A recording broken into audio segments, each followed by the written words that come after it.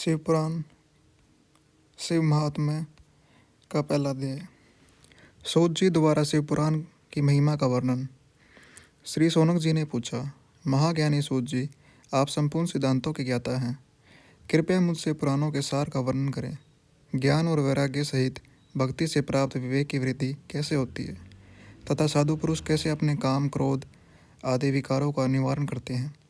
इस कलयुग में सभी जीव आसुरी स्वभाव के हो गए हैं, अतः कृपया करके मुझे ऐसा साधन बताइए जो कल्याणकारी एवं मंगलकारी हो तथा पवित्रता लिए हो। प्रभु, वह ऐसा साधन हो जिससे मनुष्य की शुद्धि हो जाए और उस निर्मल हृदय वाले पुरुष को सदैव के लिए शिव की प्राप्ति हो जाए। श्री सूत जी ने उत्तर दिया, सोनक जी, आप धन्य हैं, क्योंकि आपके मन में पुराण कथा को सुनने के लिए अपार प्रेम व लालसा है, इसलिए मैं तुमसे परम उत्तम शास्त्र की कथा सुनाता हूँ। वत्स, संपूर्ण सिद्धांत से संपन्न भक्ति को बढ़ाने वाला तथा शिव जी को संतुष्ट करने वाला अमृत के समान दिव्य शास्त्र है शिव पुराण। इसका पूर्व काल में शिव जी ने ही प्रवचन किया था। गुरुदेव व्यास ने सनत कुमार मुनि का उपदेश पाकर आदर पूर्वक इस पुराण की रचना की है। यह पुराण कलयुग में मनुष्य के हित का परम साधन है। शिव पुराण परम उत्तम शास्त्र है। इस पृथ्वी लोक में सभी मनुष्य को भगवान शिव के विशाल स्वरूप को समझना चाहिए। इसे पढ़ना एवं सुनना सर्व साधन है। यह मनोवांछित फलों को देने वाला है। इससे मनुष्य निष्पाप हो जाता है तथा इस लोक में सभी सुखों का उपभोग करके अंत में शिवलोक को प्राप्त करता है। शिव पुराण में 24,000 श्लोक हैं, जिससे 7 संहिताएं हैं। शिव पुराण ब्रह्मा परमात्मा के समान गति प्रदान करने वाला है। मनुष्य को पूरी भक्ति एवं संयम पूर्वक इसे सुनना चाहिए।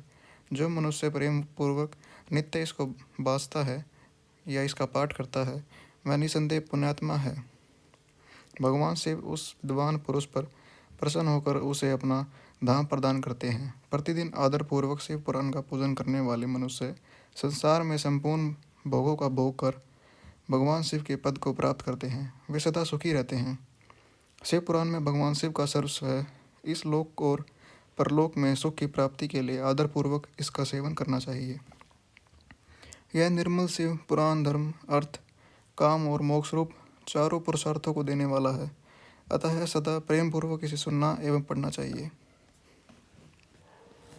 दूसरा अध्याय। देवराज को शिवलोक की प्राप्ति, चुनचुला का संसार से वैराग्य। श्री सोनक जी ने कहा, आप धन्य हैं सूत जी, आप परमार्थ तत्व के ज्ञाता हैं। आपने हम पर कृपा करके हमें यह अद्भुत और दिव्य कथा सुनाई है। भूतल पर इस कथा के समान कल्याण का और कोई साधन नहीं है। आपकी कृपा से ये बात हमने समझ ली है। सूत जी, इस कथा के द्वारा कौन से पापी शुद्ध होते हैं, उन्हें कृपया पूर्वक बताकर इस जगत को कृतार्थ कीजिए। सूत जी बोले, मुने, जो मनुष्य पाप, दुराचार तथा काम, क्रोध, मद, लोभ में निरंतर डूबे रहते हैं, वे भी शिव पुराण पढ़ने अथवा सुनने से शुद्ध हो जाते हैं तथा उनके पापों का पूर्णतः नाश हो जाता है। इस विषय में मैं तुम्हें एक कथा सुनाता हूँ। देवराज ब्राह्मण की कथा। बहुत पहले की बात है। किरातों के नगर में देवराज नाम का एक ब्राह्मण रहता था। वह ज्ञान में दुर्बल, गरीब, रस बेचने वाला तथा वैदिक धर्म से विमुख था। वह स्नान संदेह नहीं करता था तथा उसमें वैश्यवृत्ति बढ़ती ही जा रही थी। वह भक्तों को ठगता था। उसने अनेक मनुष्य को मारकर उन सब का धन हड़प लिया था। उस पापी ने थोड़ा सा भी धन धर्म के काम में नहीं लगाया था। वह वैश्यगामी तथा आचार भ्रष्ट था। एक दिन वह घूमता हुआ देव योग से प्रतिष्ठानों पर जोशी प्रयाग जा पहुंचा। वहाँ उसने एक शिवालय देखा जहाँ बहुत से साधु महात्मा एकत्र हुए थे। देवराज वहीं ठहर गया। वहाँ रात में उसे ज्वर आ गया और उसे बड़ी पीड़ा होने लगी। वहीं पर एक ब्राह्मण देवता शिव पुराण की कथा सुना रहे थे। ज्वर में पड़ा देवराज भी ब्राह्मण के मुख में शिव कथा को निरंतर सुनता रहता था। 1 मास बाद देवराज ज्वर से पीड़ित अवस्था में चल बसा।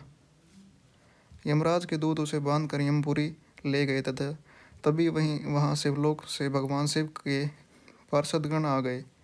वे कर्पूर के समान उज्ज्वल थे। उनके हाथ में त्रिशूल, संपूर्ण शरीर पर भस्म और गले में रुद्राक्ष की माला उनके शरीर की शोभा बढ़ा रही थी। उन्होंने यमराज के दूतों को मार पीट कर देवराज को यमदूतों के चंगुल से छुड़ा लिया और वे उसे अपने अद्भुत विमान में बिठाकर जब कैलाश पर्वत पर ले जाने लगे तो यमपुरी में कोलाहल मच गया, जिसे सुनकर यमराज अपने भवन से बाहर आए। साक्षात रुद्रों के समान प्रतीत होने वाले इन दूतों का धर्मराज ने विधिपूर्वक पूजन कर ज्ञान दृष्टि से सारा मामला जान लिया। उन्होंने भय के कारण भगवान शिव के दूतों से कोई बात नहीं पूछी।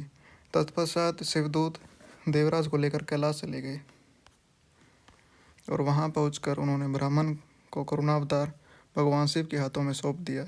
सोनक जी ने कहा, महाभाग सूत जी, आप सर्वज्ञ हैं, आपके कृपया प्रसाद से मैं कृतार्थ हुआ। इस इतिहास को सुनकर मेरा मन आनंदित हो गया है, अतः भगवान शिव में प्रेम बढ़ाने वाली दूसरी कथा भी कहिए।